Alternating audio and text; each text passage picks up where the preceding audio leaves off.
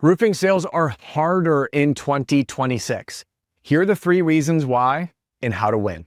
My name is Adam Bensman. Welcome back. I'm so glad to have you here because one of the conversations I had just this morning was a roofing contractor explaining the experience his salespeople have in the home is a knife fight. And of course, it's not an actual knife fight. He's describing the emotional experience that his team is going through because the market is down. And what that means is that there's less opportunities that roofers are fighting for. This, fuel is added to the fire when leads are down, costs are up, and there becomes a frenzy and a panic with this scarcity mindset. Where's my next opportunity going to come from? I need this. Some deal is better than no deal. These are the thoughts that are going through roofers' minds. So how many of them are responding is by slashing prices, discounting, and racing to the bottom, many of which are reported to me as I'm competing against a bid that is lower than my material and labor costs. It is unsustainable, and it could be one of the reasons that you might be observing roofers closing their doors. I'm seeing this across the country, but it's not all doom and gloom. When we truly understand the market conditions we're facing, and most importantly, the buyer that we are serving, we can adapt our processes to provide a better experience, one that stands out and one that wins business. And that's what I want to do with you here today. So let's rock and roll right into this video, kickstarting with number 1 on the list. The number 1 reason why sales are harder in 2026, and it is this: the more common usage of good, better, best roofing systems.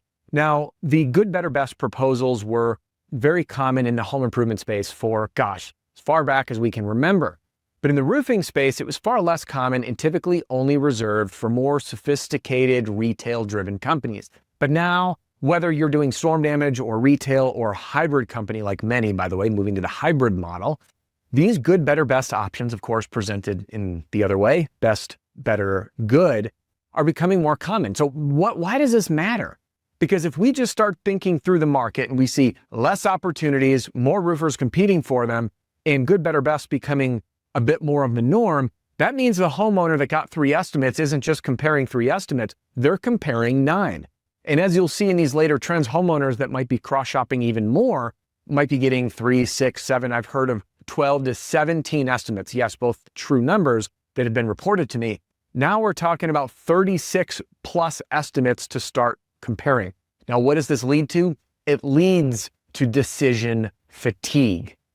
Now, let's move into reason number 2. The competition is getting stiffer. Now, what do I mean by this? We can take a look at the newer wave of roofing company owners. Now, in the past, roofing company owners were very typically one of 2 camps. One, they grew up in the trades, they may have taken over a family business, or they were in a sales position and said, hey, I could do this better on my own. And again, some of them, when I say grew up in the trades, another part of that category might have been an installer that started off installing roofs and said, I want to go start my own company. And these were bootstrap businesses that were built on grit and hustle. But now we are seeing that there's so much attention on the roofing industry because it can be a lucrative business model. And as a result of that, the evidence is the fact that there are tech CEOs and tech people coming into the industry with not only software designed to capitalize on the business of roofing companies, but they're seeing innovative ways to create a modern roof buying experience, whether it's through virtual sales, unique marketing practices, unique service experiences, instant quotes, these e-commerce models, buying a roof online. All of this is creating this buzz of folks that want to come in and possibly even run national roofing companies. Pair that with the very obvious injection of private equity and private equity platforms growing and more consolidation in the roofing space. And of course, these private equity platforms are run by very high-level entrepreneurs and CEOs with very significant financial backing. So the level of sophistication of the roofing industry went from the grit and grind of the guy or gal that want to start the roofing company to now competing in a more competitive marketplace. Again, we pair that with the depression in the market right now with less opportunities, and it becomes a bit of a perfect storm. So what does this mean for you? It means that our experience for homeowners, the experience that you give homeowners, needs to up-level because it is one of the key ways to differentiate yourself in hold this distinguished authority in your market is to create a memorable experience that's unlike anyone else from the time you first make contact to the experience in the home through the install and beyond. But we'll talk more about that in just a minute. Let's get to reason number 3 that sales are harder in 2026. Reason number 3 is low consumer confidence. Now, the Conference Board, if you Google this, the Conference Board, they have released the U.S. Consumer Confidence Report. The last version I looked at was updated June 30th of 2026. If you're interested, you can Google and go take a look for yourself. I'm going to share with you my interpretation of the findings. What I saw on this chart of the U.S. consumer confidence, even though it's reported as a slight uptick, it's all relevant, right? You can see that confidence scores were booming. We had 2020, boom, they plummet up and down. And right now we're sitting pretty reasonably close, the way I interpret it, to the 2020 lows. Now, low consumer confidence is a direct result, and I'm referencing some notes I took here, to the cost of living, gas prices, geopolitical conflict, which we have some of at the moment, high inflation and interest rates. All of these create low confidence for consumers. Now, what's very interesting is for us to take a look, well, what happens when there is low consumer confidence? This is kind of bordering into the territory of a study known as behavioral economics, just how people behave with all of the conditions going on in the world, this societal conditions and environmental and the economy conditions. And there are 3 trends that result from this overall sentiment of uncertainty, which is a reflection of low consumer confidence.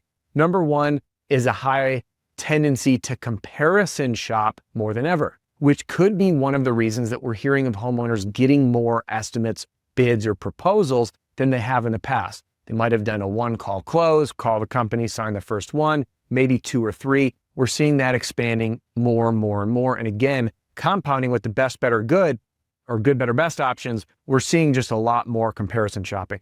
Number 2 is delaying commitments. Now, this one was really interesting because as I began studying these behavioral trends that can coincide low consumer confidence market conditions, I started, I'm hearing delay commitments. This sounds eerily familiar to the conversations that I reported in a previous video about the 3 trends that roofers are whispering about right now. And those trends that roofers are whispering about, one of which was that homeowners have delayed projects. I talked to a couple people in Florida at the FRSA annual convention that have done 1 repair, 2 repairs, then a replacement, or they're getting calls from homeowners they provided estimates 2-3 years ago. So again, delaying commitments. I'm getting anecdotally the stuff being validated through the conversations I'm having. And the number 3 is homeowners seeking reassurance. They want confidence and clarity. And there's many people that believe the idea in sales is being like a transfer of certainty or a transfer of confidence.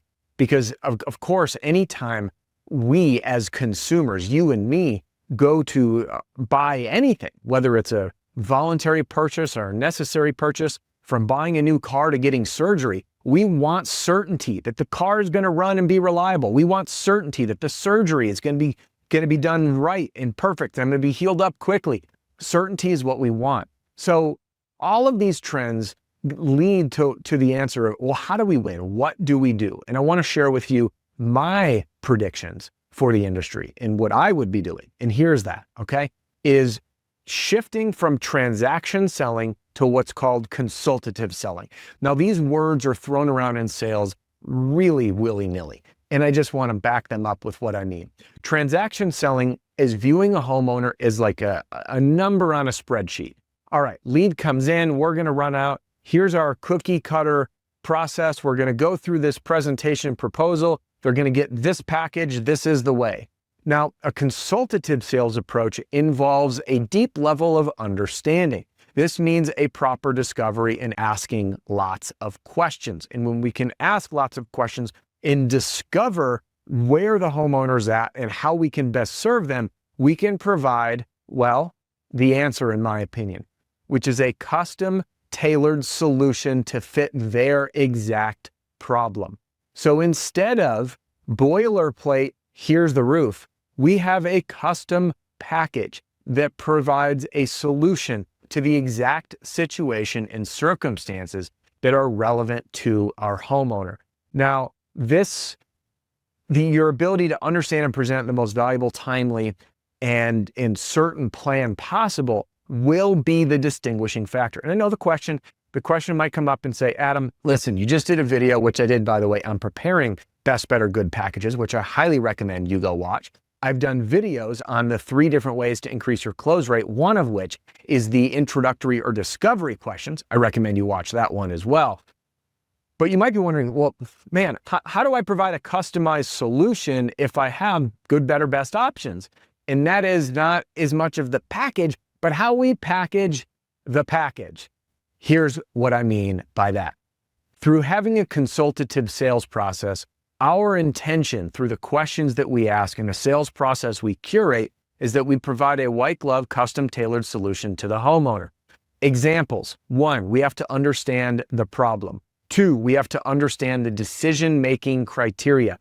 One of my favorite questions, by the way, to ask a homeowner is, how will you evaluate which contractor is best for you? Because as you ask this question, followed by my favorite question, by the way, which is what else, you will likely discover that the homeowner has very specific criteria. I'll give you an example. Hey, Mr. Homeowner, how will you evaluate the contractor that's best for you? Oh, I'm looking for someone who's local, has good reviews, and a fair price, which is, again, just a boilerplate common answer. It's what many people want. And I might follow up with what else? And I might discover, hey, you know what? Actually, I read that these class 4 shingles could get me a discount on my insurance premiums. Okay, great. So you're interested in class 4. What else? Actually, I had my home remodeled, my kitchen. The project was a nightmare. I didn't know when people were showing up. Projects got delayed. I just really want someone that communicates well. Okay, great. So you want local company, great reviews. You're interested in the class 4, and then it sounds like clear communication. What else? You know, actually, I work from home virtually on Zoom. And, you know, it would be really great if I could find someone who could do the roof on Saturday so it doesn't disrupt my work day. Okay, completely makes sense. What else? You know, that's it. And I'm asking this what else or tell me more until I get to the end. And now what I just discovered is that the homeowner wants the roof replaced by a local company and someone that offers a warranty at a fair price. They want a class 4 product with a Saturday install. Now, imagine if I didn't ask the follow-up questions of what else. The amateur salesperson would be like, oh, great, you described us. We're a local company. We've been in business for 7 years and we have great reviews. Here, buy from me. But instead, I can curate and I say, hey, I do have these good, better, best. Mr. Homeowner, with everything you shared, this package, let's just say it's the better package or maybe the best, is likely the best fit for you and we can install on Saturday. And by the way, you mentioned great communication. Let me tell you a little bit more about our process, how we serve homeowners. You get status updates automatically every step of the way. You have a dedicated project manager. You've got my phone number. The crew will never show up without me telling you first, yada, yada, and I can explain the information that's relevant to them. And what this allows me to do is take this boilerplate pitch that many of us have and simply extract the little 3, 4, 5 pieces that are relevant to the homeowner and deliver the package that will best suit them in a way that is truly custom tailored to them. And when you pair that with, again, depending on which dealer you work with, a financing option, should they be qualified, again, you have to work with your dealer and present which options might be best suited for them and for your company. This is how you stand apart and win. So while everybody else is panicking, you know the moves to make in 2026. Thanks for joining me in this video. And if you want help putting together your good, better, best package, hop into this video and I'll see you in the next one.